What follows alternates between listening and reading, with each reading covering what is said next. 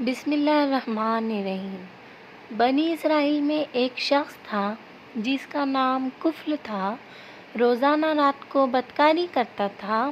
بڑا مال تھا، بڑی دولت تھی، شراب اور عورت روزانہ اس کا معمول تھا۔ کتنی دولت تھی، کتنا مال تھا، کتنی مستی تھی، کتنی شہوت تھی۔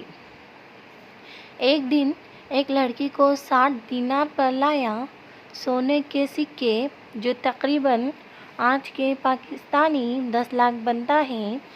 جب وہ کمرے میں گیا تو دیکھا وہ لڑکی رو رہی تھی۔ کفل نے پوچھا، کیوں رو رہی ہو؟ میں تمہیں زبردستی یہاں تو نہیں لایا۔ اس نے کہا، کفل میں عزت دار ہوں، عزت دار کی بیٹی ہوں، مجھے بھوک نے یہاں تک پہنچایا ہے۔ جب مالدار لوگ زکوٰۃ نہیں دیتے، غریبوں کی عزت نیلام ہو جاتی ہے۔ اس نے کہا، کفل میں عزت دار ہوں، مجھے غربت نے یہاں تک پہنچایا ہے۔ تو کفل رونے لگا، کہنے لگا، بہن جس عزت کے ساتھ آئی تھی اس عزت کے ساتھ واپس چلی جا، جو کچھ دیا وہ ہدیہ، بس تو میرے لیے دعا کر دے، میں بڑا ہی کمینہ انسان ہوں۔ اب کفل کو نہیں پتا آگے کیا ہونے والا ہے۔ یہ اس کی آخری رات تھی۔ کفل مر گیا، صبح ہوئی۔ جیسا اس شخص کا کردار تھا، نہ کوئی اسے غسل دینے آتا، نہ کوئی اسے نہلانے آتا، نہ کوئی اسے کاندھا دینے آتا، یہیں گل سڑ کے مر جاتا۔ میں قربان جاؤں اپنے رب العزت پر، کیا کریم رب ہے، بخشنے پر آئے تو ایک لفظ توبہ پر ہر چیز مٹا دیتا ہے۔ صبح ہوئی، لوگوں نے کیا دیکھا کہ اللہ تعالیٰ نے کفر کے دروازے پر بڑا نورانی الفاظ میں لکھا ہوا تھا، میں نے کفر کو معاف کر دیا۔ یہ کیوں لکھوایا کہ اب ہماری اس کے ساتھ دوستی لگ گئی ہے، یعنی لوگوں کفر کا جنازہ پڑھو، میں نے کفر کو معاف کر دیا۔ اب ہم اپنے اگلے واقعے کی طرف بڑھتے ہیں۔ اس سے پہلے تمام بھائیوں اور بہنوں سے گزارش ہے، ہمارے چینل کو ضرور سبسکرائب کریں۔ سیدہ عائشہ بنت ابو بکر رضی اللہ تعالیٰ عنہ رسول اللہ صلی اللہ علیہ وسلم کی زوجہ تھی۔ آپ کو امیر المومنین کے خطاب سے یاد کیا جاتا ہے۔ رسول اللہ صلی اللہ علیہ وسلم کے بعد عہد خلفائے راشدین میں آپ کی شخصیت بہت نمایاں نظر آتی ہے۔ امیر المومنین حضرت خدیجہ الکبریٰ رضی اللہ تعالیٰ عنہا کے انتقال کے بعد آپ کا نکاح حضور اکرم صلی اللہ علیہ وسلم سے ہوا۔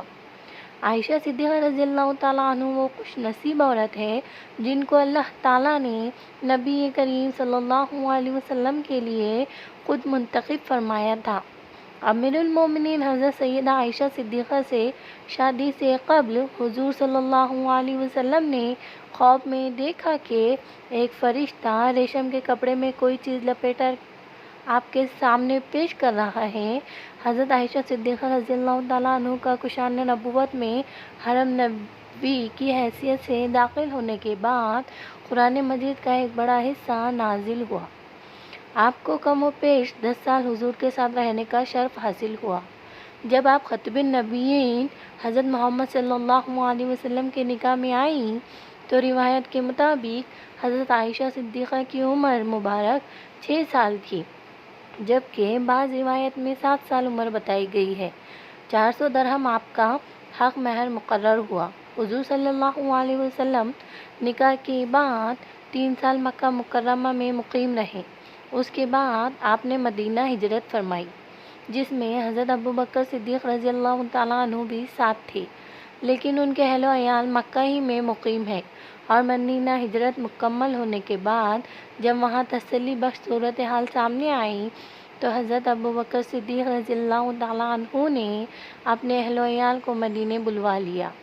حضرت عائشہ رضی اللہ تعالیٰ عنہ سے روایت ہے، وہ فرماتی ہے کہ میری عمر 6 سال کی تھی کہ نبی صلی اللہ علیہ وسلم سے میرا نکاح ہوا، پھر ہم ہجرت کر کے مدینہ آئے، بنی حارث بن خزرج کے مقام میں اترے، پھر مجھے اتنا شدید بخار آیا کہ میرے سر کے بال گرنے لگے اور وہ کانوں تک رہ گئے۔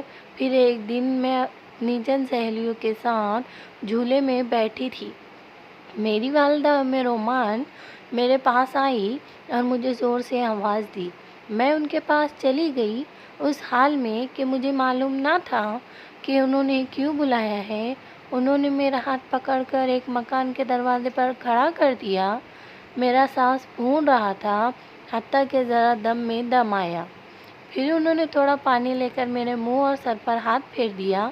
پھر مجھے مکان کے اندر داخل کر دیا تو میں نے کمرے میں چند انصاری عورتوں کو دیکھا۔ انہوں نے کہا، خیر و برکت اور نیک فعال کے ساتھ آؤ۔ میری والدہ نے مجھے ان کے حوالے کر دیا۔ پھر انہوں نے مجھے سنوارا، تیار کیا۔ پھر چاشت کے وقت حضرت صلی اللہ علیہ وسلم تشریف لائے تو ان عورتوں نے مجھے آپ صلی اللہ علیہ وسلم کے حوالے کر دیا۔ اس وقت میری عمر 9 سال تھی۔